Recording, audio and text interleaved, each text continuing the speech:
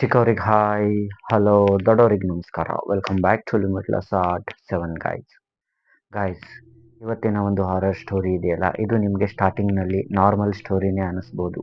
But guys, ಹೇಗೆ end ಬರುತ್ತದಲ್ಲ ಆವಾಗ ಇದು ಟೋಟಲಿ ಡಾರ್ಕ್ ಹಾರರ್ ಆಗಿ ಕನ್ವರ್ಟ್ ಆಗುತ್ತದೆ. ಸೊ ಗೈಸ್, ಈ ಸ್ಟೋರಿನ ಎಂಡ್ವರೆಗೂ ನೋಡಿ ಅಂತ ನಾನು ಹೇಳ್ತೀನಿ. ಆ್ಯಂಡ್ ಗೈಸ್, ಈ ಸ್ಟೋರಿ ಇವಾಗ ಸ್ಟಾರ್ಟ್ ಆಗುತ್ತದೆ. ಏನಂದರೆ ಗಾಯ್ಸ್, ಒಬ್ಬ ಹುಡುಗಿ ಇರ್ತಾಳೆ. ಅವಳದು ಏಜ್ 17ರಿಂದ 18 ಇರುತ್ತದೆ. ಸೊ ಅವಳು ಯಾವತ್ತೂ ಮಾಡರ್ನ್ ಡ್ರೆಸ್ಸಸ್ ಎಲ್ಲ ಹಾಕೊಳ್ಳೋದು, like jeans pant, T shirt ಎಲ್ಲ ಹಾಕೊಳ್ಳೋದು, ಮತ್ತು ಹುಡುಗರ ಜೊತೆ ಮಾತಾಡೋದು, ಸೋಷಿಯಲ್ ಮೀಡಿಯಾದಲ್ಲಿ ಫೋಟೋಸ್ ಎಲ್ಲ ಅಪ್ಲೋಡ್ ಮಾಡೋದು ಮಾಡ್ತಾ ಇರ್ತಾಳೆ.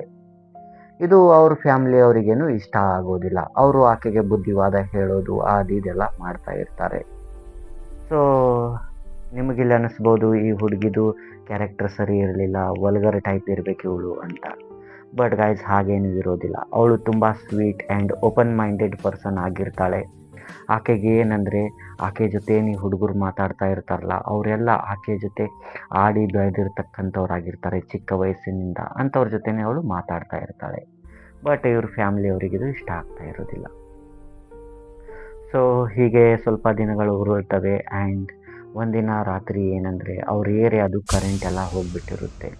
ಸೊ ಆವಾಗ ಆ ಹುಡುಗಿ ಮನೆ ಹೊರಗೆ ಬಂದು ಅಲ್ಲಿ ಕಟ್ಟಿ ಮೇಲೆ ಕುತ್ಕೊಂಡು ಮಾತಾಡೋದೆಲ್ಲ ಮಾಡ್ತಾ ಇರ್ತಾಳೆ. ಫ್ರೆಂಡ್ಸ್ ಇರ್ತಾರೆ, ಆಂಟಿಗಳಿರ್ತಾರೆ, ಎಲ್ಲ ಹೀಗೆ ಹರಟೆ ಹೊಡಿತಾ ಇರ್ತಾರೆ. ಆ್ಯಂಡ್ ಮಾರನೇ ದಿನ ಮಾರ್ನಿಂಗ್ ಫ್ಯಾಮ್ಲಿಯವ್ರು ಎದ್ದು ನೋಡಿದರೆ ಹುಡುಗಿ ಸತ್ತು ಬಿದ್ದಿದ್ದಾಳೆ. ಸೊ ಅಲ್ಲಿಗೆ ಪೊಲೀಸ್ನವ್ರು ಬರ್ತಾರೆ ಆ್ಯಂಡ್ ಇನ್ವೆಸ್ಟಿಗೇಷನ್ ಎಲ್ಲ ಮಾಡ್ತಾರೆ. ಇನ್ವೆಸ್ಟಿಗೇಷನ್ ರಿಪೋರ್ಟ್ ಪ್ರಕಾರ ಹುಡುಗಿ ಮನೆಯವ್ರ ಮಾತು ಕೇಳ್ತಾ ಇರಲಿಲ್ಲ. ಆ್ಯಂಡ್ ಮನೆಯವರು ಬುದ್ಧಿವಾದ ಎಲ್ಲ ಹೇಳಿದಾಗ ಹುಡುಗಿ ಮನನೊಂದು ಆತ್ಮಹತ್ಯೆ ಮಾಡಿಕೊಂಡಿದ್ದಾಳೆ ಅಂತ ರಿಪೋರ್ಟ್ ಬರುತ್ತದೆ. ಇದು ಏರಿಯಾ ತುಂಬ ಹರಡುತ್ತದೆ. ಆ ಒಂದು ಸಂದರ್ಭದಲ್ಲಿ ಪೊಲೀಸ್ನವರು ಫ್ಯಾಮ್ಲಿಯವ್ರಿಗೆ ಕೇಳ್ತಾರೆ, ನಿಮಗೇನಾದರೂ ಯಾರ ಮೇಲಾದರೂ ಡೌಟ್ ಇದೆಯಾ ಅಥವಾ ಸಂಶಯ ಏನಾದರೂ ಇದ್ದರೆ ಹೇಳಿ, ನಾವು ಕಂಪ್ಲೀಟ್ ಬರ್ಕೋತೀವಿ ಆ್ಯಂಡ್ ಇನ್ವೆಸ್ಟಿಗೇಷನ್ ಮಾಡ್ತೀವಿ ಅಂತ. ಆ್ಯಂಡ್ ಇಂಥ ಒಂದು ಸಂದರ್ಭದಲ್ಲಿ ಎವ್ರಿ ಇಂಡಿಯನ್ ಫ್ಯಾಮಿಲಿ ಇರ್ಬೋದು, ಸಮುದಾಯಗಳಿರ್ಬೋದು, ಏರಿಯಾಗಳಿರ್ಬೋದು, ಅಲ್ಲಿ ಒಬ್ಬೊಬ್ಬ ಮುಖಂಡರುಗಳಂತಿರ್ತಾರೆ. ಅವರು ಯಾವುದೇ ಒಂದು ಇಂಥ ಕೆಟ್ಟ ಸಿಚುವೇಶನ್ಗಳೇ ಬರಲಿ, ಶುಭ ಸಮಾರಂಭಗಳೇ ಬರಲಿ, ಅವರೇ ಅದರ ನೇತೃತ್ವವನ್ನು ವಹಿಸ್ಕೋತಾ ಇರ್ತಾರೆ ಆ್ಯಂಡ್ ಮ್ಯಾಟ್ರ್ಗಳನ್ನೆಲ್ಲ ಸಾಲ್ವ್ ಮಾಡ್ತಾ ಇರ್ತಾರೆ.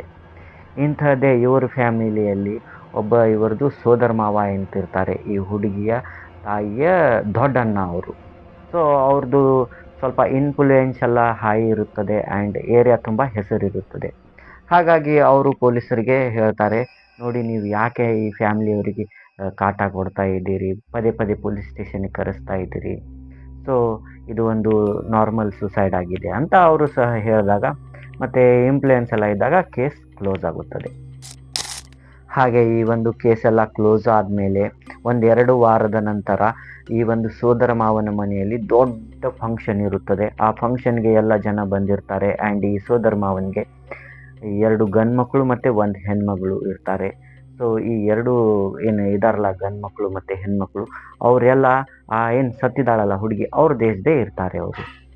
ಸೊ ಹೀಗೆ ಎಲ್ಲ ಫಂಕ್ಷನ್ ಎಲ್ಲ ನಡೀತಾ ಇರುತ್ತೆ. ಹೀಗೆ ಫಂಕ್ಷನ್ ನಡೀತಿರ್ಬೇಕಾದ್ರೆ ಈ 2ನೇ ಮಗ ಇದ್ದಾನಲ್ಲ, ಅವನು ಸಡನ್ ಕೊಲ್ಯಾಪ್ಸ್ ಆಗಿಬಿಡ್ತಾನೆ. ಸೊ ಇವಾಗ ನೋಡಿ, ನಾರ್ಮಲ್ ನಾವು ಮುಂದ್ಗಡೆ ಕೊಲ್ಯಾಪ್ಸ್ ಆದರೆ ನಮ್ಮ ಮೂಗಿಗೆಲ್ಲ ಬಡಿಯುತ್ತದೆ, ಬ್ಯಾಕ್ ಸೈಡ್ ಬಿದ್ದರೆ ಬೆನ್ನಿಗೆ, ಈ ತಲೆ ಭಾಗಕ್ಕೆಲ್ಲ ಪೆಟ್ಟಾಗುತ್ತದೆ. ಬಟ್ ಇವನೇನು ಕೊಲ್ಯಾಪ್ಸ್ ಆಗಿದ್ದಾನಲ್ಲ, ಅವನು ನೆತ್ತಿ ಮೇಲೆ ಬಿದ್ದಿರ್ತಾನೆ ಗಾಯ್ಸ್. ಆ್ಯಂಡ್ ಅವನಿಗೆ ಯಾರೂ ದೂಡಿರೋದಿಲ್ಲ, ಏನಿಲ್ಲ, ತಾನೇ ಬಿದ್ದಿರ್ತಾನೆ. ಸೊ ಆವಾಗ ಈ ಸೋದರ ಮಾವ ಅವನನ್ನು ಹಾಸ್ಪಿಟಲ್ಗೆ ಸಾಗಿಸ್ತಾರೆ. ಬಟ್ ಅದೇ ಥರ ಅವ್ರ ಮನೆಯಲ್ಲಿ ಹಿರಿಯರು ಮತ್ತು ಕೆಲವೊಂದಿಷ್ಟು ಜನ ಇರ್ತಾರಲ್ಲ, ಅರ್ಧ ಫ್ಯಾಮಿಲಿ ಮೆಂಬರ್ಸ್, ಅವರು ಇದೇನೋ ಬೇರೆ ಅನ್ನಿಸ್ತಾ ಇದೆ ನಮಗೆ, ಹಾಸ್ಪಿಟಲ್ಗೆ ಹೋದರೆ ಕೆಲಸ ಆಗೋದಿಲ್ಲ ಅಂತ ಅಂತಾರೆ. ಆದರೂ ಸ್ಟಾರ್ಟಿಂಗ್ನಲ್ಲಿ ಸೋದರ ಮಾವ ಏನು ಕೇಳುವುದಿಲ್ಲ ಅವ್ರ ಮಾತು. ಇವಾಗ ಈ ಹಾಸ್ಪಿಟಲ್ನಲ್ಲಿ 3 ದಿನ ಆಯಿತು, ಹುಡುಗನೂ ಎದ್ದೇಳ್ತಾ ಇಲ್ಲ. ಮತ್ತು ಈ ಒಂದೇನು ಡಾಕ್ಟರ್ಸ್ ಇರ್ತಾರಲ್ಲ, ಅವರಿಗೂ ತಿಳಿತಾ ಇಲ್ಲ ಈ ಕೇಸ್ ಏನಾಗ್ತಾ ಇದೆ, ಇವನು ಯಾಕೆ ಎದ್ದೇಳ್ತಾ ಇಲ್ಲ ಅಂತ. ರಿಪೋರ್ಟ್ ನೋಡಿದರೆ ಎಲ್ಲ ನಾರ್ಮಲ್ ಬರ್ತಾ ಇದೆ. ಸೊ ಅವಾಗ ಈ ಫ್ಯಾಮ್ಲಿಯವರು ಬೇಸತ್ತು ಅಜ್ಜ ಅಜ್ಜಿ ಏನಿರ್ತಾರಲ್ಲ, ಹಿರಿಯ ವ್ಯಕ್ತಿಗಳು, ಅವರು ಒಬ್ಬ ಪರಿಚಿತ ಸ್ವಾಮೀಜಿಯನ್ನು ಮನೆಗೆ ಕರೆಸ್ತಾರೆ. ಆ ಸ್ವಾಮೀಜಿ ಸೀದಾ ಮನೆಗೆ ಬಂದು ಒಳಗಿನ ಒಂದು ದೇವರ ಕೋಣೆಗೆ ಹೋಗ್ತಾನೆ. ಹೋಗಿ 1 ಮುಟ್ಟಿಗೆಯಷ್ಟು ಅಕ್ಕಿಯನ್ನು ತಗೊಂಡು ಜಗಲಿ ಮೇಲೆ ಇಡ್ತಾನೆ ಗೈಸ್. ಈ ಥರ ಇಟ್ಟ ತಕ್ಷಣವೇ ಆ ಅಕ್ಕಿ ಕರ್ರಗಾಗುತ್ತದೆ. ಆ್ಯಂಡ್ ಅದನ್ನು ಮತ್ತೆ ತಗೊಂಡು ಮನೆಯಿಂದ ಸ್ವಲ್ಪ ದೂರದಲ್ಲಿ ಒಗೆಸ್ತಾನೆ ಆ ಸ್ವಾಮೀಜಿ. ಒಗೆಸ್ದಾಗ ಏನಿತ್ತ ಕಡೆ ಈ ಅಕ್ಕಿ ಒಗಿತಾರಲ್ಲ, ಅತ್ತ ಕಡೆಯಿಂದ ಹಾಸ್ಪಿಟಲ್ನಿಂದ ಕಾಲ್ ಬರುತ್ತದೆ, ಹೀಗೆ ನಿಮ್ಮ ಮಗ ಎದ್ದು ಕೂತಿದ್ದಾನೆ ಆ್ಯಂಡ್ ಅವನು ಊಟ ಮಾಡ್ತಾ ಇದ್ದಾನಂತ. ಸೊ ಮನೆಯವರೆಲ್ಲ ಖುಷಿ ಆಗ್ತಾರೆ. ಆ್ಯಂಡ್ ಆ ಸ್ವಾಮೀಜಿ ಮನೆಯಿಂದ ಹೊರಗೆ ಹೋಗ್ತಿರ್ಬೇಕಾದ್ರೆ ಅಂತಾರೆ, ಆದಷ್ಟು ಬೇಗ ಈ ಮನೆಯನ್ನು ಖಾಲಿ ಮಾಡಿ, ಇಲ್ಲಾಂದರೆ ಒಂದು ಬಲಿ ಹೋಗೋದು ಮಾತ್ರ ಕನ್ಫರ್ಮ್ ಅಂತ ಹೇಳಿ ಅವ್ರು ಹೋಗ್ಬಿಡ್ತಾರೆ. ಮತ್ತೇನು ಅವ್ರು ಮಾತಾಡೋದಿಲ್ಲ. ಸೊ ಹೀಗೆ ದಿನಗಳು ಉರುಳ್ತವೆ. ಆ್ಯಂಡ್ ಈ ಎಲ್ಲ ಫ್ಯಾಮಿಲಿ ಮೆಂಬರ್ಸ್ ಏನಿರ್ತಾರಲ್ಲ ಅವರೆಲ್ಲ ಬಿಸ್ನೆಸ್ ಮೈಂಡೆಡ್ ಪೀಪಲ್ ಇರ್ತಾರೆ. ಅವ್ರು ಯಾಕೆ ಇಷ್ಟು ರಿಸ್ಕ್ ತಗೋತಾರೆ? ಕೋಟ್ಯಾಂತರಗಟ್ಟಲೆ ಆಸ್ತಿ ಇರುತ್ತಲ್ಲ ಮನೆಯೆಲ್ಲ, ಸಿಟಿಯಲ್ಲಿ ಅಂದರೆ ಅಷ್ಟೇ ಗಾಯ್ಸ್ ಅದ್ರದ್ದು ರೇಟ್. ಸೊ ಅವ್ರು ಅಲ್ಲೇ ಇರ್ತಿರ್ತಾರೆ. ಕೆಲವೊಂದಿಷ್ಟು ದಿನಗಳು ಉರುಳಿದ ತಕ್ಷಣ ಇವಾಗ ಏನಂದರೆ ಮನೆಯಲ್ಲಿ ನೈಟ್ ಆದ ತಕ್ಷಣವೇ ಈ ಮೆಟ್ಲುಗಳನ್ನು ಹತ್ತಿರ್ತೀವಿ ನೋಡಿ ಮನೆಯೊಳಗೆ, ಟೇರೆಸ್ಗೆಲ್ಲ ಹೋಗೋಕ್ಕಂತ ಸ್ವಲ್ಪ ಸ್ಪೇಸ್ ಇರುತ್ತೆ ನೋಡಿ. ಹೀಗೆ ಎಂಟ್ರೆನ್ಸ್ ಹೋದ ಕೂಡಲೇ ಸ್ವಲ್ಪ ಒಂದು 10 ಮೆಟ್ಲ ಹೋದ್ಮೇಲೆ ಒಂದು ರೌಂಡ್ ಯು ಕರ್ವಿಂಗ್ ಬರುತ್ತೆ ನೋಡಿ, ಅದರ ನಡುವೆ ಸ್ಪೇಸ್ ಇರುತ್ತಲ್ಲ, ಅಲ್ಲಿ ಏನೋ ಕತ್ತಲೆ ಆಗಿ ಏನೋ ಕೂತಂಗೆ ಕಾಣೋದು, ಹಿಂದೆ ಯಾರೋ ಬಂದಂಗೆ ಆಗೋದು, ಟಾಯ್ಲೆಟ್ ರೂಮ್ಗೆಲ್ಲ ಹೋದಾಗ ಹಿಂದಿಂದ ಪಾಸ್ ಆದಂಗೆ ಆಗೋದು, ಮತ್ತು ಇವರು ಮನೆ ಹೊರಗೆ ಏನಾದರೂ ಕೆಲಸಕ್ಕೆ ಏನಾದರೂ ಹೋಗ್ತಿರ್ತಾರಲ್ಲ ಆವಾಗ ಕಂಟಿನ್ಯೂಸ್ ಇವರಿಂದ ಯಾರೋ ಫಾಲೋ ಮಾಡ್ತಾ ಇದ್ದಾರೆ ಅನ್ಸೋದು, ಈ ಥರ ಎಲ್ಲ ಆಗ್ತಾ ಇರುತ್ತೆ. ಆ್ಯಂಡ್ ಒಂದಿನ ಏನಂದರೆ ಈ ಎರಡನೇ ಹುಡುಗ ಇದ್ದಾನಲ್ಲ, ಅವನು ವಿಚಿತ್ರವಾಗಿ ಚೀರಾಡೋಕೆಲ್ಲ ಸ್ಟಾರ್ಟ್ ಮಾಡ್ತಾನೆ. ಅಳೋದು, ಕಿರ್ಚಾಡೋದು, ಬಾಂಡೆ ಸಾಮಾನೆಲ್ಲ ಒಗೆಯೋದು, ಈ ಥರ ಎಲ್ಲ ಮಾಡ್ತಾನೆ. ಅವನು ಮಾಡಿದಾಗ ತಂದೆ ಏನು ಮಾಡ್ತಾರೆ ಅಂದರೆ, ಈ ಒಂದು ಸೋದರ ಮಾವ ಒಬ್ಬ ಒಳ್ಳೆಯ ತಾಂತ್ರಿಕರಿಗೆ ಮನೆಗೆ ಕರೆಸ್ತಾರೆ. ಆ್ಯಂಡ್ ಆ ತಾಂತ್ರಿಕರಿಗೆ ಕೇಳ್ತಾರೆ, ಏನಾಯಿತು ನನ್ನ ಮಗನ ಜೊತೆ ಹೀಗ್ಯಾಕೆಲ್ಲ ಆಗ್ತಾ ಇದೆ ಅಂತ. ಆವಾಗ ಆ ತಾಂತ್ರಿಕ ಅಂತಾರೆ, ನೋಡಿ ನಿಮ್ಮ ಮಗನ ಒಳಗೆ ಒಬ್ಬ ಹುಡುಗಿ ಆತ್ಮ ಸೇರಿಕೊಂಡಿದೆ. ಆ್ಯಂಡ್ ಆ ಹುಡುಗಿ ನ್ಯಾಯದ ಪ್ರತೀಕ್ಷೆಯಲ್ಲಿ ಇದ್ಲು, ಅದರ ನಡುವೆ ನೀವು ಹೋಗಿಬಿಟ್ರಿ, ನೀವು ಅಲ್ಲಿಗೆ ಹೋಗಬಾರ್ದಿತ್ತು, ನಿಮ್ಮಿಂದ ಇದು ತಪ್ಪಾಗಿದೆ, ನೀವು ತಿಳಿದು ಮಾಡಿದ್ರು ಅಥವಾ ತಿಳಿದೋ ಮಾಡಿದ್ರು ಗೊತ್ತಿಲ್ಲ, ಇವಾಗ ನೋಡಿ ಇದು ನಿಮ್ಮ ಮಗನ ಜೀವ ತಗೊಂಡು ಹೋಗುತ್ತೆ ಅಂತ ಹೇಳ್ತಾರೆ ಆ ಸ್ವಾಮೀಜಿ, ಆ ಮಂತ್ರವಾದಿ. ಹೇಳಿದ ಕೂಡಲೇ ಈ ಫಾದರ್ ಇರ್ತಾರಲ್ಲ ಅವ್ರು ಕೇಳ್ತಾರೆ, ಮತ್ತು ಇದಕ್ಕೇನು ಮಾಡೋದು ಮುಂದೆ? ಆವಾಗ ಆ ತಾಂತ್ರಿಕ ಏನು ಮಾಡ್ತಾರೆ ಅಂದರೆ, ತನ್ನ ಹತ್ರ ಇರ್ತಕ್ಕಂಥ ಒಂದು ಬುರುಡೆಯನ್ನು ತಗೊಂಡು ಅದರಲ್ಲಿ ನೀರು ಹಾಕಿ ಕೆಲವೊಂದು ಮಂತ್ರಗಳನ್ನು ಅಂದು ಮನೆ ತುಂಬ ಸಿಂಪಡಿಸಿ ಕೆಲವೊಂದಿಷ್ಟು ಪೇಪರ್ ಚೀಟ್ಗಳನ್ನು ಅಂದರೆ ಪೇಪರ್ ಹಾಳೆಗಳನ್ನು ತಗೊಂಡು ಪೀಸಸ್ ಆಗಿ ಕಟ್ ಮಾಡಿ ಅದರಲ್ಲಿ ಮಂತ್ರಗಳನ್ನು ಬರೆದು ಮನೆ ತುಂಬ ಇಡ್ತಾರೆ. ಆಮೇಲೆ ಒಂದು ಸ್ವಲ್ಪ ಮಳೆಗಳನ್ನೆಲ್ಲ ತಗೊಂಡು ಕೀಲನ್ ಪ್ರಕ್ರಿಯೆ ಮಾಡ್ತಾರೆ ಗಾಯ್ಸ್. ಈ ಕೀಲನ್ ಪ್ರಕ್ರಿಯೆ ಅಂದರೆ ಈ ಒಂದು ಡೋರ್ ಏನಿರುತ್ತಲ್ಲ ಮನೆ ಬಾಗಿಲು, ಅದಕ್ಕೆ ಹೋಗಿ ಮಳೆಗಳನ್ನು ಬಡಿಯೋದು, ಈ ಥರ ಎಲ್ಲ ಮಾಡ್ತಾರೆ. ಆ್ಯಂಡ್ ಆ ತಾಂತ್ರಿಕ ಮನೆಯ ಹೊರಗೆ ಹೋಗೋ ಮುಂದೆ ಅಂತಾರೆ, ಇದು ಇಲ್ಲಿಗೆ ಮುಗಿಲಿಲ್ಲ, ನಾನು 11 ದಿನ ಬಿಟ್ಕೊಂಡು ಬರ್ತೀನಿ, ಆ್ಯಂಡ್ ಆವಾಗ ಇಷ್ಟು ಸಾಮಾನುಗಳನ್ನು ತೊಗೊಂಡು ಬನ್ನಿ ಅಂತ ಲೀಸ್ಟ್ ಬರೆದು ಕೊಟ್ಟು ಹೋಗೋ ಮುಂದೆ ಮತ್ತೆ ಅಂತಾರೆ ಅವರು, ನೋಡಿ ಈ 11 ದಿನದೊಳಗೆ ನೀವು ನಿಮ್ಮ ಮಗನನ್ನು ಎಲ್ಲಿ ಹೊರಗೆ ಕಳಿಸೋ ಹಾಗಿಲ್ಲ, ಅವನು ಮನೆಯೊಳಗೆ ಇರಬೇಕು, ಆ ಥರ ನೋಡ್ಕೊಳ್ಳಿ ಅಂತ ಹೇಳಿ ಅವ್ರು ಹೊರಟು ಹೋಗ್ತಾರೆ. ಆಯಿತು ಅಂತ ಎಲ್ಲ ಫ್ಯಾಮಿಲಿ ಮೆಂಬರ್ 11 ದಿನದ ಪ್ರತೀಕ್ಷೆಯಲ್ಲಿ ಇರ್ತಾರೆ.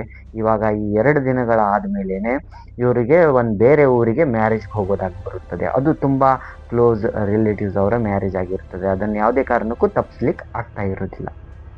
ಸೊ ಏನು ಮಾಡೋದು ಇವಾಗ ಅಂತ ಫ್ಯಾಮಿಲಿ ಮೆಂಬರ್ಸ್ ಎಲ್ಲ ಕೂತ್ಕೊಂಡು ಡಿಸ್ಕಷನ್ ಮಾಡಿ, ಆವಾಗ ಏನು ಈ ಫ್ಯಾಮ್ಲಿಯಲ್ಲಿ ಅರ್ಧ ಜನ ಇರ್ತಾರಲ್ಲ ಅವ್ರಂತಾರೆ, ನಾವು ಈ ಹುಡುಗನ ಜೊತೆ ಇರ್ತೀವಿ, ಇನ್ನು ಅರ್ಧ ಜನ ಊರಿಗೆ ಹೋಗಿ ಬಂದರೆ ಆಯಿತು ಅಂತ ಫಿಕ್ಸ್ ಎಲ್ಲ ಆಗ್ತಾರೆ. ಹೀಗೆ ಇವಾಗ ಏನಂದರೆ ಈ ಮ್ಯಾರೇಜ್ಗೆ ಹೋಗೋ ಹಿಂದಿನ ದಿನ ಏನಾಗುತ್ತದೆ ಅಂದರೆ, ಈ ಒಂದು ಕಿಲನ್ ಪ್ರಕ್ರಿಯೆ ಮಾಡಿರ್ತಾರಲ್ಲ, ಮಳೆಗಳನ್ನು ಹೊಡೆದಿರ್ತಾರಲ್ಲ, ಅವೆಲ್ಲ ತಂತಾನೆ ಕಿತ್ಕೊಂಡು ಬಿದ್ದುಬಿಡ್ತವೆ. ಸೊ ಈ ಮನೆಯಲ್ಲೆಲ್ಲ ಶಾಕ್ ಆಗಿಬಿಡ್ತಾರೆ. ಆ್ಯಂಡ್ ಈ ಹುಡುಗನ ಜೊತೆ ಇರ್ತೀವಂತ ಏನು ಅರ್ಧ ಜನ ಅಂದಿದ್ರಲ್ಲ, ಅವರು ಭಯ ಬಿದ್ದು ನಾವು ಮ್ಯಾರೇಜ್ಗೆ ಬರ್ತೀವಿ, ನಾವು ಈ ಮನೆಯಲ್ಲಿ ಇರೋದಿಲ್ಲ ಅಂತ ಅವ್ರು ನಿಂತುಬಿಡ್ತಾರೆ. ಮತ್ತು ನೈಟ್ ಇವರೆಲ್ಲ ಕೂತ್ಕೊಂಡು ಮನೆಯವರೆಲ್ಲ ಡಿಸ್ಕಷನ್ ಮಾಡ್ತಾ ಇರ್ತಾರೆ. ಆಯಿತು ಎಲ್ಲರೂ ಹೋಗೋಣ, ಹುಡುಗನನ್ನು ಕರ್ಕೊಂಡು ಹೋಗೋಣ ಅಂತ ಫೈನಲ್ ಆದಮೇಲೆ ಇನ್ನೇನು ಹೇಳಬೇಕು ಅಷ್ಟರಲ್ಲಿ ರೂಮ್ನಿಂದ ಸೌಂಡ್ ಬರುತ್ತೆ. ಆ ಹುಡುಗ ಚೀರಾಡೋಕೆಲ್ಲ ಸ್ಟಾರ್ಟ್ ಮಾಡ್ತಾನೆ. ಏನಂತ ಹೋಗಿ ನೋಡಿದರೆ ಆ ಹುಡುಗ ಅಂತಾನೆ, ಇವನನ್ನ ನೀವು ಯಾವುದೇ ಕಾರಣಕ್ಕೂ ಆ ಊರಿಗೆ ಕರ್ಕೊಂಡು ಹೋಗೋ ಹಾಗಿಲ್ಲ, ನೀವೇನಾದರೂ ಇವನನ್ನ ಕರ್ಕೊಂಡು ಹೋದರೆ ರಿಟರ್ನ್ ಯಾರನ್ನು ನಾನು ಜೀವಂತವಾಗಿ ಬರೋದಕ್ಕೆ ಬಿಡೋದಿಲ್ಲ ಇಲ್ಲಿಗೆ ಅಂತ ಹುಡುಗಿಯ ಧ್ವನಿಯಲ್ಲಿ ಆ ಹುಡುಗ ಹೇಳ್ತಾ ಇದ್ದಾನೆ. ಸೊ ಇಲ್ಲೇನನ್ನಿಸುತ್ತೆ ಅಂದರೆ, ಆ ಹುಡುಗನೇನಾದರೂ ಅಲ್ಲಿ ಕರ್ಕೊಂಡು ಹೋದರೆ ಅಂದರೆ ಮದುವೆಗೆಲ್ಲ ದೊಡ್ಡ ದೊಡ್ಡ ಸ್ವಾಮೀಜಿಗಳು ಬರ್ತವೆ, ಕೆಲವೊಂದು ಈ ಒಂದು ಧರ್ಮದಂಥ ಕ್ಷೇತ್ರದಲ್ಲಿ ಮ್ಯಾರೇಜ್ಗಳಾಗ್ತಿರ್ತಾವಲ್ಲ, ಅಂಥದ್ದೇ ಒಂದು ಪ್ಲೇಸ್ ಆಗಿರುತ್ತದೆ. ಸೊ ಆ ಹುಡುಗನಿಗೆ ಅಲ್ಲಿ ಹೋಗೋಕ್ಕೆ ಇಷ್ಟ ಇಲ್ಲ, ಅಂದರೆ ಆ ಆತ್ಮಕ್ಕೆ. ಆಯಿತು ಇನ್ನೇನು ಮಾಡೋದು ಅಂತ ಆ ತಾಂತ್ರಿಕರಿಗೆ ಫೋನ್ ಹಚ್ಚಿದರೆ ಅವರು ಬೇಡ ಅಂತಾರೆ. ಹೀಗಾಗಿ ಆಲ್ಟರ್ನೇಟಿವ್ ಅಂತ ಒಬ್ಬ ಸ್ವಾಮೀಜಿಗೆ ಫೋನ್ ಹಚ್ತಾರೆ. ಆವಾಗ ಆ ಸ್ವಾಮೀಜಿ ಹಿಂದು ಮುಂದು ಏನು ತಿಳಿದೆ ಅವನು ಸೀದಾ ಆ ಹುಡುಗನ ಕಿವಿಯಲ್ಲಿ ಮಂತ್ರ ಹೇಳ್ತಾನೆ ಆ್ಯಂಡ್ ಅಲ್ಲಿಗೆ ಆ ಹುಡುಗ ಸೈಲೆಂಟ್ ಆಗ್ತಾನೆ. ಆವಾಗ ಹೀಗೀಗೆ ಸ್ವಾಮೀಜಿ ನಾವು ನಾಳೆ ಮ್ಯಾರೇಜ್ಗೆ ಹೋಗಬೇಕಿತ್ತು ಅಂದಾಗ ಅವರು ಕೆಲವೊಂದು ಟೈಮಿಂಗ್ಸ್ ಕೊಡ್ತಾರೆ. ಈ ಟೈಮಿಂಗ್ ಹೋಗಬೇಕು, ಇಲ್ಲಿ ನೀವು ಲಿಂಬೆ ಹಣ್ಣು ಇಡಬೇಕು, ಹುಡುಗನ ಹತ್ರ ಈ ಥರ ತಾಯ್ತ ಕಟ್ಟಬೇಕು ಅಂತ ಹೇಳ್ತಾರೆ. ಆ್ಯಂಡ್ ರಿಟರ್ನ್ ಬರಬೇಕಾದ್ರೂ ಅವರು ಒಂದು ಟೈಮ್ ಆ್ಯಂಡ್ ಡೇಟ್ ಕೊಟ್ಟಿರ್ತಾರೆ. ಸೊ ಆಯಿತು ಅಂತ ಅದೇ ಪ್ರಕಾರ ಇವರು 2 ಕಾರ್ಗಳಲ್ಲಿ ಹೋಗ್ತಾ ಇರ್ತಾರೆ. ಒಂದು ವೈಟ್ ಕಾರ್ ಇರುತ್ತೆ, ಇನ್ನೊಂದು ಬ್ಲ್ಯಾಕ್ ಕಾರ್ ಇರುತ್ತದೆ. ಈ ವೈಟ್ ಕಾರ್ ಏನಿದೆಯಲ್ಲ ಇದನ್ನು ಸ್ವಂತ ಸೋದರ ಮಾವನೇ ನಡೆಸ್ತಾ ಇದ್ದಾನೆ. ಆ್ಯಂಡ್ ಅವನ ಜೊತೆ ಅವನ ದೊಡ್ಡ ಮಗ ಇದ್ದಾನೆ ಮತ್ತು ಅವನ ಹುಡುಗಿ ಇದ್ದಾಳೆ. ಸೊ ಅದೇ ಕಾರ್ನಲ್ಲಿ ಹೆಣ್ಮಕ್ಳೆಲ್ಲ ಇರ್ತಾರೆ, ಎಲ್ಲ ಲೇಡೀಸೇ ಇರ್ತಾರೆ ಆ ಕಾರ್ನಲ್ಲಿ, ವೈಟ್ ಕಾರ್ನಲ್ಲಿ. ಇನ್ನು ಈ ಬ್ಲ್ಯಾಕ್ ಕಾರ್ ಇದೆಯಲ್ಲ, ಈ ಬ್ಲ್ಯಾಕ್ ಕಾರ್ನಲ್ಲಿ ಏನು ಈ ಆತ್ಮದ ಒಂದು ಪೊಸಿಷನ್ನಲ್ಲಿದ್ದಲ್ಲ ಹುಡುಗ, 2ನೇ ಹುಡುಗ, ಅವನು ಮತ್ತು ಅವನ ತಾಯಿ ಅಂದರೆ ಸೋದರ ಮಾವನ ಹೆಂಡತಿ, ಅದ್ರ ಜೊತೆಗೇ ಕೆಲವೊಂದಿಷ್ಟು ಹಿರಿಯ ವ್ಯಕ್ತಿಗಳಿರ್ತಾರೆ, ಅಂದರೆ ತಿಳುವಳಿಕೆ ಇರ್ತಕ್ಕಂಥ ವ್ಯಕ್ತಿಗಳು ಬ್ಲ್ಯಾಕ್ ಕಾರ್ನಲ್ಲಿದ್ದಾರೆ. ಸೊ ಹೀಗೆ ಇವರು ಮ್ಯಾರೇಜ್ಗೆ ಹೋಗ್ತಾರೆ. ಮ್ಯಾರೇಜ್ ಎಲ್ಲ ಚೆನ್ನಾಗಾಗುತ್ತದೆ. ಇವ್ರದ್ದು ಫ್ಯಾಮ್ಲಿದು ಪ್ರತಿಷ್ಠೆ ಎಲ್ಲ ಇರುತ್ತಲ್ಲ, ಸೊ ಅಲ್ಲಿ ಎಲ್ಲನೂ ಚೆನ್ನಾಗಾಗುತ್ತದೆ. ಆ್ಯಂಡ್ ರಿಟರ್ನ್ ಬರ್ತಿರ್ಬೇಕಾದ್ರೆ ಸ್ವಾಮೀಜಿಯವರು ಒಂದು ಡೇಟ್ ಕೊಟ್ಟಿರ್ತಾರೆ. ಆ ಡೇಟ್ಗೆ ಇವರು ಬರಬೇಕಾದ್ರೆ, ಅಂದರೆ ಡೇಟ್ ಅಂದರೆ ಟೈಮ್ ಕೊಟ್ಟಿರ್ತಾರಲ್ಲ, ಆ ಟೈಮ್ಗೆ ಇವ್ರು ಬರಬೇಕಂದ್ರೆ ಅದು ಆತ್ಮ ಇವರನ್ನು ಬಿಡ್ತಾನೆ ಇಲ್ಲ. ತುಂಬ ಭಯಂಕರವಾಗಿ ಕಾಡ್ತಾ ಇದೆ. ಯಾವ ಟೈಪ್ ಅಂದರೆ ಟಯರ್ ಪಂಚರ್ ಮಾಡೋದು, ಏನೋ ಮಿಸ್ ಆಗೋದು, ಈ ಥರ ಎಲ್ಲ ಆಗ್ತಾ ಇರುತ್ತೆ. ಸೊ ಇವರು ಹಾಗೋ ಹೀಗೋ ಏನೋ ಮಾಡ್ಕೋತಾರೆ ಗೈಸ್. ಯಾಕಂದರೆ ಮಾರನೇ ದಿನ ಇವರು ಮನೆಗೆ ಬರಬೇಕು, ಯಾಕಂದರೆ ಆ ತಾಂತ್ರಿಕರು ಬರ್ತಿರ್ತಾರಲ್ಲ. ಸೊ ಹಾಗಾಗಿ ಎಷ್ಟೊತ್ತಿದ್ರು ಹೋಗ್ಬೇಕಂತ ಇವರು ಹಾಗೆ ಹೀಗೇನೋ ಮಾಡಿಕೊಂಡು ಅಲ್ಲಿಂದ ಹೊರಡ್ತಾರೆ. ಆ್ಯಂಡ್ ಬರ್ತಾ ಬರ್ತಾ ಮಧ್ಯಾಹ್ನದ ಹೊತ್ತೆಲ್ಲ ಅಲ್ಲೇ ಒಂದು ಧಾಬಾದಲ್ಲಿ ಕೂತ್ಕೊಂಡು ಊಟ ಮತ್ತು ಟೀ ಎಲ್ಲ ಮಾಡಿಕೊಂಡು ಡಿಸ್ಕಸ್ ಮಾಡ್ತಾರೆ. ನೋಡಿ ಹೀಗೆ ನಾವು ತುಂಬ ಕೇರ್ಫುಲ್ ಆಗಿರಬೇಕು. ಆ್ಯಂಡ್ ನಮ್ಮ 2 ಕಾರ್ಗಳಿದಾವಲ್ಲ 1 ಕಿಲೋಮೀಟರ್ ರೇಡಿಯಸ್ನಲ್ಲಿನೇ ಹೋಗಬೇಕು, ಒಂದರಿಂದ ಒಂದೇ ಇರಬೇಕು ಅಂತ ಎಲ್ಲ ಡಿಸ್ಕಸ್ ಮಾಡ್ಕೋತಾರೆ. ಆ್ಯಂಡ್ ಈ ಒಂದು ಸಂದರ್ಭದಲ್ಲಿ ಈ ಏನು 2ನೇ ಹುಡುಗನ ತಾಯಿ ಇದ್ದಾರಲ್ಲ, ಅವರಿಗೆ ಆ ಕಾರ್ನಲ್ಲಿ ತುಂಬ ಬೋರಿಂಗ್ ಆಗ್ತಾ ಇರುತ್ತೆ. ಹಾಗಾಗಿ ಅವರು ಈ ಒಂದು ವೈಟ್ ಕಾರ್ಗೆ ಶಿಫ್ಟ್ ಆಗ್ತಾರೆ. ಆ್ಯಂಡ್ ಅವ್ರು ಅಂತಾರೆ ಈ ಹೆಣ್ಮಕ್ಳ ಜೊತೆ ಎಲ್ಲ ಮಾತಾಡ್ತಾ ಟೈಮ್ ಪಾಸ್ ಆಗುತ್ತೆ ಅಂತ. ಹಾಗಾಗಿ ಈ ಬ್ಲ್ಯಾಕ್ ಕಾರ್ನಲ್ಲಿ ಇರ್ತಕ್ಕಂಥ ತಾಯಿ ಮತ್ತು ಆ 2ನೇ ಮಗ ಈತ ಕಡೆ ಶಿಫ್ಟ್ ಆಗ್ತಾರೆ ವೈಟ್ ಕಾರ್ಗೆ. ಆ್ಯಂಡ್ 1ನೇ ಮಗ ಮತ್ತು ಈ ಹುಡುಗಿ ಏನಿರ್ತಾರಲ್ಲ ಇವರು ಬ್ಲ್ಯಾಕ್ ಕಾರ್ಗೆ ಶಿಫ್ಟ್ ಆಗ್ತಾರೆ. ಸೊ ಹೀಗೆ ಕಾರ್ ಇವಾಗ ಮೂವ್ ಆಗ್ತಾ ಇದೆ. 2 ಕಾರ್ಗಳು, ಬ್ಲ್ಯಾಕ್ ಕಾರ್ ಮುಂದೆ ಹೋಗ್ತಾ ಇದೆ, ವೈಟ್ ಕಾರ್ ಹಿಂದೆ ಬರ್ತಾ ಇದೆ. ಹೋಗ್ತಾ ಹೋಗ್ತಾ ಸ್ವಲ್ಪ ದೂರ ಆದಮೇಲೆ ವೈಟ್ ಕಾರ್ ಮಾಯ ಆಗಿಬಿಡುತ್ತೆ, ಹಿಂದೆ ಆ ವೈಟ್ ಕಾರೇ ಕಾಣ್ತಾ ಇಲ್ಲ.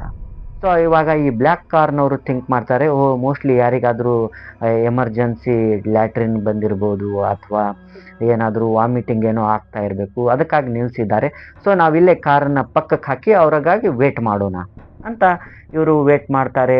5 ನಿಮಿಷ ಆಯಿತು, 10 ನಿಮಿಷ ಆಯಿತು, 15 ನಿಮಿಷ, 20 ನಿಮಿಷ, 25, 30, ಆದರೂ ಇವರು ಬರೋದಿಲ್ಲ, ಆ ವೈಟ್ ಕಾರಲ್ಲಿ ಕಾಣ್ತಾನೆ ಇಲ್ಲ. ಸೊ ಏನು ಮಾಡೋದು ಇವಾಗ ಅಂತ ಇವರು ಫೋನ್ ತೆಗೆದು ಕಾಲ್ ಮಾಡಬೇಕನ್ನೋದ್ರಲ್ಲಿ ಅತ್ತ ಕಡೆಯಿಂದಾನೇ ಫೋನ್ ಬರುತ್ತೆ. ಆ್ಯಂಡ್ ಆವಾಗ ಪೊಲೀಸ್ನವ್ರು ಅಂತಾರೆ ಹೀಗೆ ಈ ವೈಟ್ ಕಾರ್ ನಿಮ್ಮ ಜೊತೆನಾ ಇರೋದು, ಇದು ನಿಮ್ಮ ಜೊತೆನೇ ಬರ್ತಾ ಇದೆಯಾ ಅಂತ ಅಂದಾಗ ಇವರು ಹಾಂ ಏನಾಯಿತು ಅಂತಾರೆ.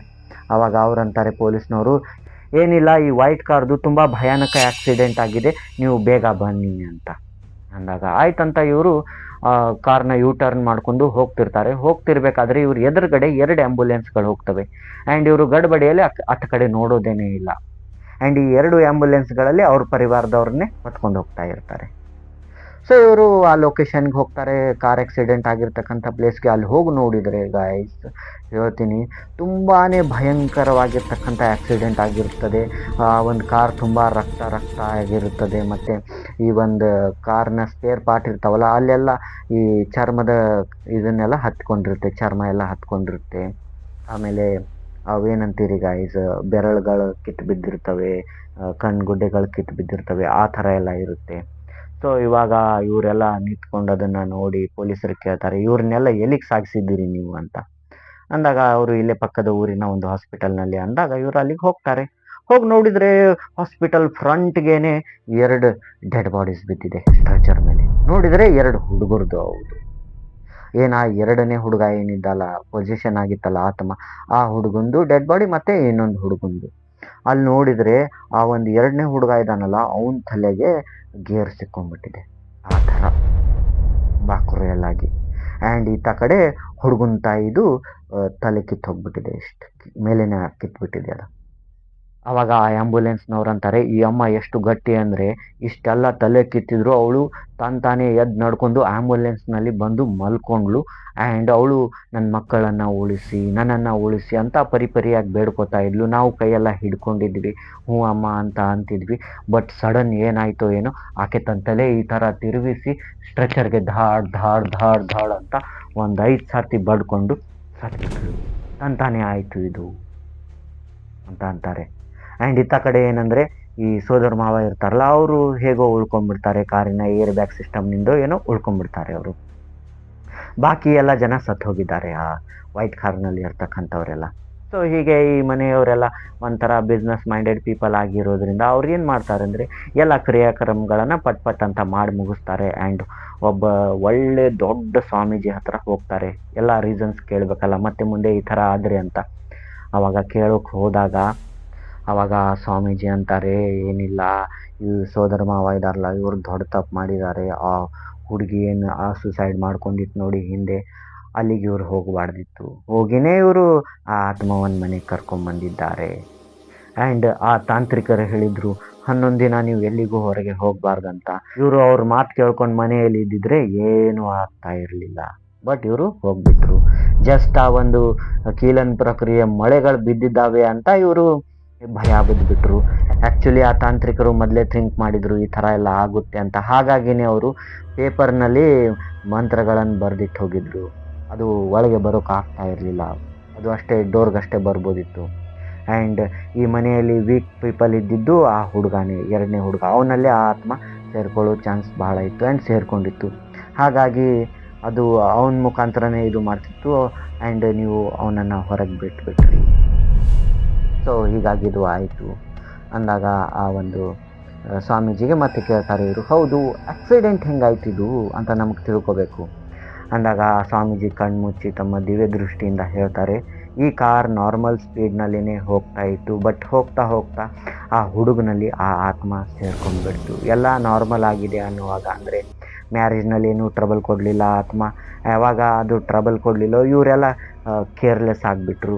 ಯಾವಾಗ ಇವರು ಕೇರ್ಲೆಸ್ ಆದರೂ ಅವಾಗ ಅದು ಅವನ ದೇಹದಲ್ಲಿ ಸೇರಿಕೊಂಡು ತನ್ನ ಸ್ವಂತ ತಂದೆ ಅಂದರೆ ಸೋದರ ಮಾವನಿಗೆ ಒಂದು ಪಂಚ್ ಕೊಟ್ಬಿಡ್ತು. ಯಾವಾಗ ಇದು ಪಂಚ್ ಕೊಡ್ತೋ ಅವನು ಫೇಂಟ್ ಆದ. ಆ್ಯಂಡ್ ನೆಕ್ಸ್ಟ್ ಮೂಮೆಂಟೇ ಅದು ಲೆಫ್ಟ್ ಸೈಡಿಗೆ ಆ ಒಂದು ಸ್ಟೇರಿಂಗ್ನ ಕಟ್ ಮಾಡಿಕೊಂಡು ಎಕ್ಸಲೇಟರ್ ಮೇಲೆ ಸ್ಪೀಡಾಗಿ ಕಾಲಿಡ್ತು. ಮತ್ತೇನು ಠಾಡ್ ಅಂತ ಒಂದು ಗಿಡಕ್ಕೆ ಹೋಗಿ ಹೆಟ್ಬಿಟ್ರು ಇವರು. ಸೊ ಅದು ಆದ ತಕ್ಷಣವೇ ಎಲ್ಲ ಸತ್ತು ಹೋದರು ಅಂತ ಅಂತಾರೆ. ಅಂದ ತಕ್ಷಣ ಆಯಿತು. ಬಟ್ 2 ಕಾರುಗಳು ಹೋಗಿದ್ವು, ಒಂದು ವೈಟ್ ಕಾರ್, ಇನ್ನೊಂದು ಬ್ಲ್ಯಾಕ್ ಕಾರ್. ಈ ಬ್ಲ್ಯಾಕ್ ಕಾರ್ನವ್ರು ಯಾಕೆ ಸಾಯಲಿಲ್ಲ ಅಂದಾಗ ಆ ಸ್ವಾಮೀಜಿ ಅಂತಾರೆ, ಏನಿಲ್ಲ, ಈ ಬ್ಲ್ಯಾಕ್ ಕಾರ್ನವರು ಮೊದಲೇ ಹೇಳಿದರು, ಆ ಹುಡುಗ ಏನು ನೆತ್ತಿ ಮೇಲೆ ಬಿದ್ದಿದ್ದಲ್ಲ ಆವಾಗೇ ಹೇಳಿದರು ಹೀಗೆ ನೀವೆಲ್ಲ ಮಾಡಬೇಕು ಅಂತ, ಇದೇನೋ ಹೊರಗಿಂದಿದೆ ಅಂತ. ಬಟ್ ಸೋದರ ಮಾವ ಇಲ್ಲಿ ಅವ್ರ ಮಾತು ಕೇಳಲಿಲ್ಲ. ಸೊ ಅವಾಗ ಅವರು ಒಬ್ಬ ಸ್ವಾಮೀಜಿನ ಕರೆಸಿ ಎಲ್ಲ ಇದು ಮಾಡಿದಾಗ ಆ ಸ್ವಾಮೀಜಿ ಅಂದಿದ್ರು, ಆದಷ್ಟು ಬೇಗ ಈ ಮನೆಯನ್ನು ಬಿಟ್ಟು ಹೋಗಿ ಅಂತ. ಹಾಗಾಗಿ ಅವರು ಬಿಟ್ಟು ಹೋಗಿಬಿಟ್ರು. ಆ್ಯಂಡ್ ತಮ್ಮದೇ ಆದ ಒಂದು ರಕ್ಷಾ ಕವಚವನ್ನು ಮಾಡಿಕೊಂಡಿದ್ರು. ನಿಮಗೆ ಹೇಳಬೇಕಂದ್ರೆ ನೀವು ನಂಬೋದಿಲ್ಲ ಅಂತ ಅವರು ಸುಮ್ಮನೆ ಆಗಿಬಿಟ್ರು, ಯಾಕೆ ನಮಗೆ ಬೇಕಂತ. ಹಾಗಾಗಿ ಅವರು ಉಳಿದಿದ್ದಾರೆ, ಬಾಕಿ ಜನ ಎಲ್ಲ ಸತ್ತು ಹೋಗಿದ್ದಾರೆ. ಆ್ಯಂಡ್ ಇನ್ನೊಂದೇನೆಂದರೆ ಇಲ್ಲಿ ಇದೆಲ್ಲ ಆದ ತಕ್ಷಣ ಗೈಸ್, ಇವಾಗ ಸೋದರ ಮಾವ ಜೀವಂತ ಉಳಿದಿರ್ತಾನಲ್ಲ, ಅವನು ಹೀಗೆ ಒಂದು ಚೇರ್ ಮೇಲೆ ಕೂತ್ಕೊಂಡು ನೋಡಿ ನನ್ನ ಹೆಂಡತಿ ಬಂದು ನೋಡಿ ಅಲ್ಲಿ ನನ್ನ ಮಗ ಹೋಗ್ತಾ ಇದ್ದಾನೆ, ಈ ಥರ ಎಲ್ಲವನು ಹುಚ್ಚುಚ್ಚರಾಗಿ ಮಾತಾಡೋದೆಲ್ಲ ಮಾತಾಡ್ತಾ ಇರ್ತಾನೆ. ಅಂದರೆ ಅವನು ಮೆಂಟಲ್ ಆಗಿನೇ ಇರ್ತಾನೆ. ಸೊ ಈ ಆತ್ಮ ಎಲ್ಲರನ್ನ ತೊಗೊಂಡು ಹೋಗಿರುತ್ತಂತೆ ಗಾಯ್ಸ್, ಈ ಥರ. ಸೊ ಗಾಯ್ಸ್, ಇದಾಗಿತ್ತು ಇವತ್ತಿನ ಒಂದು ಹಾರರ್ ಸ್ಟೋರಿ. ನಿಮಗೇನು ಅನ್ನಿಸ್ತು ಗಾಯ್ಸ್ ಈ ಸ್ಟೋರಿಯಲ್ಲಿ ಅನ್ನೋದನ್ನು ಕಾಮೆಂಟ್ನಲ್ಲಿ ಹೇಳಿ. ಆ್ಯಂಡ್ ಗಾಯ್ಸ್, ನನ್ನ ಚಾನಲ್ನ ನೀವೆಲ್ಲ ಸಬ್ಸ್ಕ್ರೈಬ್ ಮಾಡ್ತಾ ಇರೋದಕ್ಕೆ ತುಂಬ ಹೃದಯದ ಧನ್ಯವಾದಗಳು. ಹೀಗೆ ನನ್ನ ಚಾನಲ್ನ ಸಬ್ಸ್ಕ್ರೈಬ್ ಮಾಡಿ ಗಾಯ್ಸ್. ಮೊದಲಿಗೆ ಸ್ವಲ್ಪ ಸ್ಲೋ ಆಗಿ ಸಬ್ಸ್ಕ್ರಿಪ್ಷನ್ ಎಲ್ಲ ಆಗ್ತಾಯಿದ್ದು, ಬಟ್ ಇವಾಗ ಪಟ್ ಅಂತ ಆಗ್ತಾಯಿದೆ. ಆ್ಯಂಡ್ ಇನ್ನೊಂದು ಪ್ರಾಬ್ಲಮ್ ಏನು ಫೇಸ್ ಆಗ್ತಾಯಿದೆ ಅಂದರೆ, ನೀವು ಬಹಳ ಜನ ವೀಡಿಯೋಗಳನ್ನು ನೋಡ್ತೀರಿ ಬಟ್ ಸಬ್ಸ್ಕ್ರೈಬ್ ಮಾಡಿ ಇಟ್ಕೊಂಡಿಲ್ಲ. ಇದರಿಂದ ಏನು ಪ್ರಾಬ್ಲಮ್ ಅಂತ ನಿಮಗೆ ಅನ್ನಿಸ್ಬೋದು. ಏನಂದರೆ, ಇವಾಗ ನೀವು ಸಬ್ಸ್ಕ್ರೈಬ್ ಮಾಡಲಿಲ್ಲ ಅಂದರೆ ಯೂಟ್ಯೂಬ್ ಇದೆಯಲ್ಲ ಮುಂದಿನ ಜನರಿಗೆ ಕಳಿಸೋದಿಲ್ಲ, ಅದು ಬೇರೆ ಎಲ್ಲ ಜನರಿಗೆ. ಆವಾಗ ನೀವು ಸಬ್ಸ್ಕ್ರೈಬ್ ಮಾಡ್ಕೊಂಡ್ರಿ ಅಂತ ಇಟ್ಕೊಳ್ಳಿ, ಬೇರೆ ಜನರಿಗೆಲ್ಲ ಕಳಿಸುತ್ತದೆ, ಚಾನಲ್ ದೊಡ್ಡ ರೀಚ್ ಆಗುತ್ತದೆ ಆ್ಯಂಡ್ ನನಗೆ ಹೆಲ್ಪ್ ಆಗುತ್ತದೆ ದೊಡ್ಡ ದೊಡ್ಡ ಸ್ಟೋರಿಗಳನ್ನು ಮಾಡೋದಕ್ಕೆ, ಮತ್ತು ಕೆಲವೊಂದು ಮೋಡಿಫಿಕೇಷನ್ ಮಾಡೋಕ್ಕೆಲ್ಲ ಸಹಾಯ ಆಗುತ್ತೆ. ಅಂದರೆ ನೋಡಿ, ಇವಾಗ ಸಬ್ಸ್ಕ್ರೈಬರ್ಸ್ ಎಲ್ಲ ಹೆಚ್ಚಿಗೆ ಆದರು ಅಂತ ಇಟ್ಕೊಳ್ಳಿ, ನಾನು ಫಿಸಿಕಲಿ ಅಲ್ಲಿ ಇಲ್ಲಿ ಅಡ್ಡಾಡಿ ಜನರಿಗೆ ಸ್ಟೋರಿಗಳನ್ನು ತೊಗೊಂಡು ಬರ್ಬೋದು, ಮತ್ತು ಅವ್ರಿಗೆ ಹೇಳ್ಬೋದು ನಾನು ನನ್ನ ಚಾನಲ್ ಈ ಥರ ಇದೆ, ದೊಡ್ಡದಿದೆ, ನಂದು ಸ್ವಲ್ಪ 1000 2000 5000 ಸಬ್ಸ್ಕ್ರೈಬರ್ ಇದ್ದಾರೆ, ನೀವು ಸಬ್ಸ್ಕ್ರೈಬ್ ಮಾಡ್ಕೊಳ್ಳಿ, ನಿಮ್ಮ ಹತ್ರ ಇರೋ ಸ್ಟೋರೀಸ್ನ ಹೇಳಿ ಅಂತ ನಾನು ಫಿಸಿಕಲಿ ಹೇಳ್ಬೋದು. ಬಟ್ ಇವಾಗ ಇದು ಸಣ್ಣ ಚಾನಲ್ ಇರುತ್ತಲ್ಲ, 300 ಇಷ್ಟೆಲ್ಲ ಇರುತ್ತಲ್ಲ, ನಾನು ಅಕಸ್ಮಾತ್ ಯಾರಿಗಾದರೂ ನಾನು ಹೊರಗಡೆ ಅಪ್ರೋಚ್ ಮಾಡಿದೆ ಅಂತ ಇಟ್ಕೊಳ್ಳಿ, ಅವ್ರಂತಾರೆ ಏನಿಒಂದು ಇಷ್ಟು ಪುಟ್ಟ ಚಾನಲ್ ಆಗಿದೆ, ನಾವ್ಯಾಕೆ ಇಲ್ಲಿಗೆ ಸ್ಟೋರಿ ಕೊಡೋಣ, ಆ ಥರ ಎಲ್ಲ ಬರುತ್ತದೆ ಗಾಯ್ಸ್. ಸೊ ಹಾಗಾಗಿ ನಾನು ಹೇಳ್ತೀನಿ, ನಾವೇನಾದರೂ ಪಬ್ಲಿಕ್ದು ರಿಯಾಕ್ಷನ್ ತೊಗೋಬೇಕಂದ್ರೆ ಇವಾಗ ನೋಡಿ, ಈ ಹಳ್ಳಿಗಳು ಮತ್ತು ಬೇರೆ ಕಡೆ ಎಲ್ಲ ಸಣ್ಣ ಸಣ್ಣ ಮನೆಗಳಲ್ಲಿ ಏನು ಇರ್ತಿರ್ತಾರಲ್ಲ ಜನ, ಅವ್ರ ಹತ್ರ ಭಾಳ ಸ್ಟೋರೀಸ್ ಇರುತ್ತೆ. ಬಟ್ ನಾವು ಅಲ್ಲಿಗೆ ಹೋದರೆ ಅವರು ರೆಫ್ಯೂಸ್ ಮಾಡಿಬಿಡ್ತಾರೆ, ಏನು ಯಾರು ನೋಡೋದಿಲ್ಲ, ಸಣ್ಣ ಚಾನಲ್ ಇದೆ ಅಂತ. ಸೊ ಹಾಗಾಗಿ ನಾನು ಹೇಳೋದು, ಒಂದು 5000 ಆದರೂ ಸಬ್ಸ್ಕ್ರೈಬರ್ಸ್ ಆದರೆ ಈ ಥರ ನನಗೊಂದು ಎಕ್ಸ್ಪೆರಿಮೆಂಟ್ ಥರ ಏನು ಮಾಡೋಕ್ಕಾಗುತ್ತೆ ಅಂತ. ಬಟ್ ಇಂಥದ್ದೇ ಭಾಳ ಇದು ಇದೆ, ಏನಂದರೆ ಟೆಕ್ನಿಕ್ಸ್ ಎಲ್ಲ ನನ್ನ ಹತ್ರ ಭಾಳ ಇದೆ, ಬಟ್ ನಾನು ಇಲ್ಲೆಲ್ಲ ಹೇಳೋಕ್ಕಾಗೋದಿಲ್ಲ ಅದು ಓಪನ್ ಅಪ್. ಯಾಕಂದರೆ ಕೆಲವೊಂದು ಬಿಗ್ ಚಾನಲ್ಸ್ಗಳು ನಮ್ಮ ವೀಡಿಯೋಸ್ಗಳನ್ನು ನೋಡ್ತಾ ಇರ್ತಾರೆ, ಯಾಕಂದರೆ ಅವ್ರು ತಮ್ಮಲ್ಲಿ ಇಂಪ್ರೂವ್ ಮಾಡ್ಕೋಬೇಕಂತ. ಆ್ಯಂಡ್ ನಾನು ಇಲ್ಲೇನಾದರೂ ಆ ಐಡಿಯಾಗಳನ್ನು ಹೇಳ್ಕೊಂಡ್ರೆ ಅವ್ರು ತಮಗೆ ಇಂಪ್ಲಿಮೆಂಟ್ ಮಾಡ್ಕೊಂಡ್ಬಿಡ್ತಾರೆ. ಬಟ್ ಇವಾಗ ನನಗೆ ಇದೇನೆಂದರೆ, ಒಂದು ಸ್ಟೆಪ್ಗೆ ನಾನು ನಿಂತ್ಕೊಂಡ್ಬಿಟ್ಟಿದ್ದೀನಿ, ಸಬ್ಸ್ಕ್ರೈಬರ್ ಲೆವೆಲ್ ಹೆಚ್ಚಿಗೆ ಆಗಲಿ ಅಂತ. ಇದಾದರೆ ನನಗೆ ನೆಕ್ಸ್ಟ್ ಲೆವೆಲ್ ಓಪನ್ ಆಗುತ್ತೆ, ಇಲ್ಲಾಂದರೆ ಇದು ಇಲ್ಲಿಗೆ ನಿಂತ್ಕೊಂಡ್ಬಿಡು. ಸೊ ಗೈಸ್, ನಾನು ಹೇಳ್ತೀನಿ, ಜಸ್ಟ್ ಒಂದು ಬಟನ್ ಒತ್ತಕ್ಕೆ ನೋಡಿ, ನೀವು ಒಂದು 5000 ಮಟ್ಟ ಆದರೂ ಸಬ್ಸ್ಕ್ರೈಬರ್ಸ್ ಒಯ್ಯಿರಿ, ಆಮೇಲೆ ನೋಡಿ ಏನಾಗುತ್ತೆ ಅಂತ. ಹಾಂ, ಇದೇ ಥರ ಏನಾದರೂ 5000 ಆದಮೇಲೂ ಇದೇ ಥರ ಸ್ಟೋರೀಸ್ ಬರೋಕ್ಕೆ ಸ್ಟಾರ್ಟ್ ಆದರೆ ನೀವು ಅನ್ಸಬ್ಸ್ಕ್ರೈಬ್ ಮಾಡಿ, ನಿಮ್ದೇನು ಹೋಗುತ್ತೆ, ಹೌದಲ್ಲ? ನೋಡಿ ಗಾಯ್ಸ್, ನಾನು ಇಷ್ಟೆಲ್ಲ ಹೇಳ್ತಾ ಇದ್ದೀನಿ, ಆ್ಯಂಡ್ ನೀವು ಮಾಡ್ತಾ ಇದ್ದೀರಿ ಗಾಯ್ಸ್ ಸಬ್ಸ್ಕ್ರೈಬ್ ಎಲ್ಲ, ಅದಕ್ಕೆ ತುಂಬ ಹೃದಯದ ಧನ್ಯವಾದಗಳು. ಹೀಗೆ ಮಾಡ್ತಾ ಇರಿ ಅಂತ ಹೇಳ್ತಾ, ಥ್ಯಾಂಕ್ ಯು.